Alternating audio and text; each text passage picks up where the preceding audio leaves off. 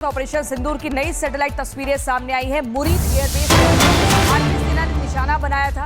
भारत के हमले में मुरीद एयरबेस को नुकसान हुआ था। ये बड़ी जानकारी आपको दे दें, ऑपरेशन सिंदूर की सैटेलाइट तस्वीरें बता रही हैं कि भारत के हमले में मुरीद एयरबेस को नुकसान हुआ है। मुरीद एयरबेस पर भारतीय सेना ने निशाना बनाया था।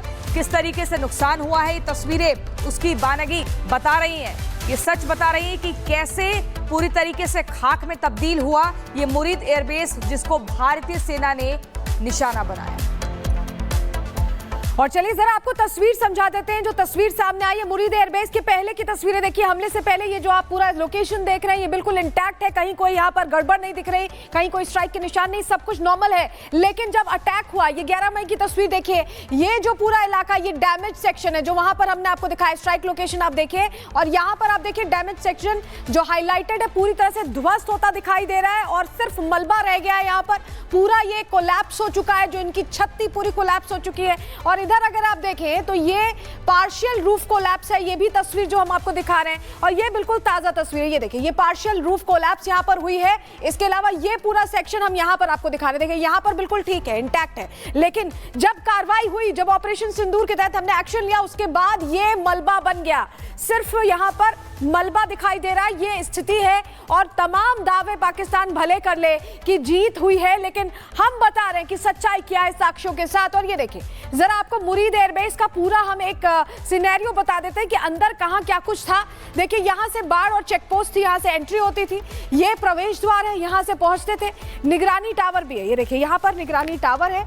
ये पूरा मुरीद एयरबेस का पूरा जो अंदर का एरिया है, जो हमने आपको दिखाने की कोशिश की, बंकर नुमा ठिकाने यहाँ पर बनाए गए थे। ये देखिए बंकर नुमा ठिकाने देख रहे हैं आप, और ये हथियारों का ठिकाना था। तो जो बहुत स्ट्रैटेजिक लोकेशन थी, उसको देखकर यहाँ पर स्ट्राइक की गई है। ये जानकारी हम आपको दे रहे हैं, और ये तस्वीर इसलिए जरूरी हो जाती है क्योंकि इस इलाके में भारी तबाही हुई है, भारी नुकसान।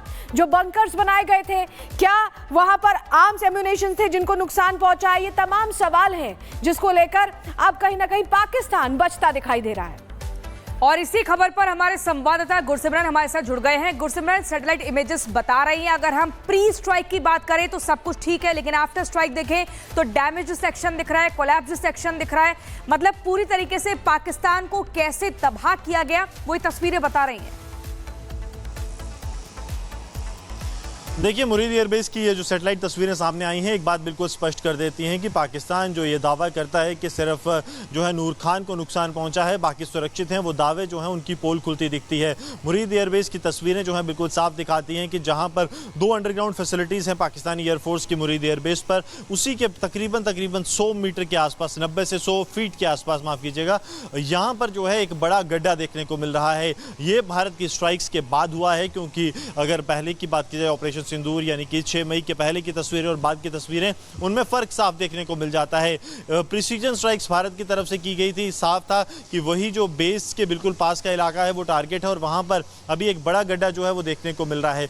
बाकी अगर जगह की बात की जाए, रूफ स्ट्रक्चर जो है वो कोलैप्स हुआ है। सैटेलाइट की तस्वीरें सिर्फ ऊपर से तस्वीरें हैं, उसके बाद क्या इंपैक्ट हुआ है पाकिस्तान को पता है, और यही कारण था कि पाकिस्तान जो है घुटनों पर आया और युद्धविराम संधि की पाकिस्तान ने बात की। क्योंकि जो छत टूटा हुआ दिख रहा है, उस छत के अंदर पाकिस्तान के कितने महत्वपूर्ण एसेट्स थे, चीनी वो यंत्र थे जो कि पाकिस्तान अपनी सो कॉल्ड सुरक्षा के लिए इस्तेमाल करता था, लेकिन सभी जो है भारतीय स्ट्राइक्स में तहस नहस हो गए। और सैटेलाइट तस्वीरें सिर्फ ऊपर का इंपैक्ट दिखा रही हैं, लेकिन अंदर में जो डीप इंपैक्ट पाकिस्तान को हुआ है वो 10 तारीख को तब समझ आया जब पाकिस्तान के डीजीएमओ ने जो है भारतीय डीजीएमओ को फोन कर युद्धविराम संधि की बात की। और अब जो तस्वीरें आ रही हैं वो एक एक कर परत दर परत ये बता रही हैं कि भारत ने कहां प्रिसीजन स्ट्राइक जो है वो पाकिस्तान के बड़े सैन्य ठिकानों पर स्ट्रैटेजिकली बहुत इंपॉर्टेंट था, और भारत ने भारी नुकसान पहुंचाया पाकिस्तान को। बहुत शुक्रिया आपका जुड़ने के लिए और जानकारियां देने के लिए। वहीं सेना की कोणार्क कॉर्प्स ने ड्रोन ऑपरेशन का भी एक नया वीडियो जारी किया है, जिसमें ड्रोन अटैक की अपनी क्षमता का प्रदर्शन किया गया।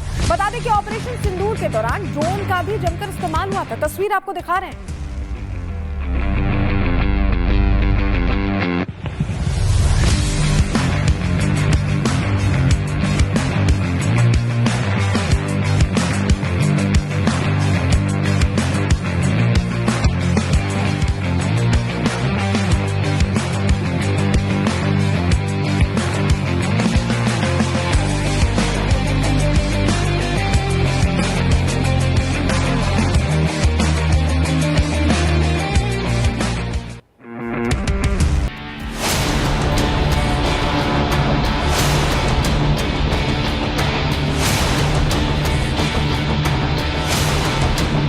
भारत में ड्रोन पहले केवल निगरानी के लिए इस्तेमाल होते थे, लेकिन अब वो बन चुके हैं एक फुल कॉम्बैट सिस्टम।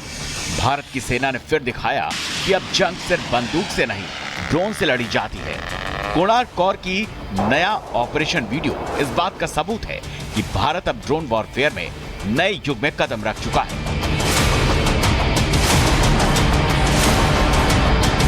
वीडियो में भारतीय सेना ड्रोन टारगेट को लॉक करते हैं और फिर सटीक स्ट्राइक करते दिखाई देते हैं। ये महज एक अभ्यास नहीं, ये इस बात का सबूत है कि कैसे सेना ने ऑपरेशन सिंदूर के दौरान ड्रोन का सटीक इस्तेमाल कर पाकिस्तान के खिलाफ ऑपरेशन सिंदूर के मिशन को अंजाम दिया।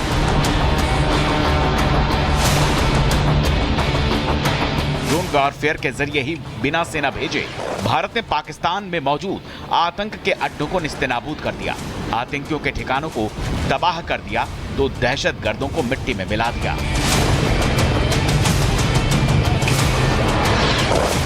भारतीय सेना का फोकस अब पारंपरिक युद्ध से हाइब्रिड वॉरफेयर की ओर शिफ्ट हो चुका है। ड्रोन अब न सिर्फ नजर रखते हैं, बल्कि दुश्मन को खत्म करने की क्षमता भी रखते हैं, वो भी बिना सैनिकों की जान जोखिम में डाले।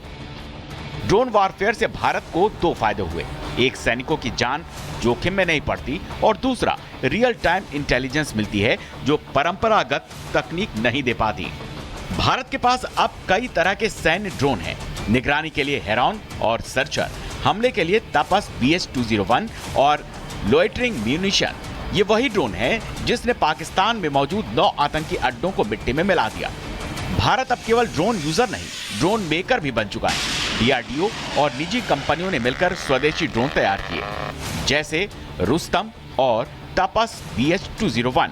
अमेरिका से MQ-9 रेपर जैसे घातक ड्रोन की डील अंतिम चरण में है। सेना अध्यक्ष जनरल उपेंद्र द्विवेदी ने बबीना फील्ड फायरिंग रेंज में लोइटरिंग म्यूनिशन के अत्याधुनिक प्रदर्शन को देखा, जहां दुश्मनों को दहलाने वाली ड्रोन ताकत दिखाई गई। जाहिर है कि युद्ध की परिभाषा बदल रही है और अब भारत भी पीछे नहीं है, आसमान से जीतने की तैयारी है। सेना का यह वीडियो प्रमाण है कि अगली जंग जमीन पर नहीं, हवा में लड़ी जाएगी और जीती भी जाएगी। Bureau report, Republic Bharat. सेना ने झांसी की बबीना रेंज में अपनी शक्ति का प्रदर्शन भी किया। इस दौरान वहां सेना प्रमुख जनरल उपेंद्र द्विवेदी भी मौजूद रहे। सेना ने दुश्मनों को दहलाने वाली अपनी ताकत भी दिखाई।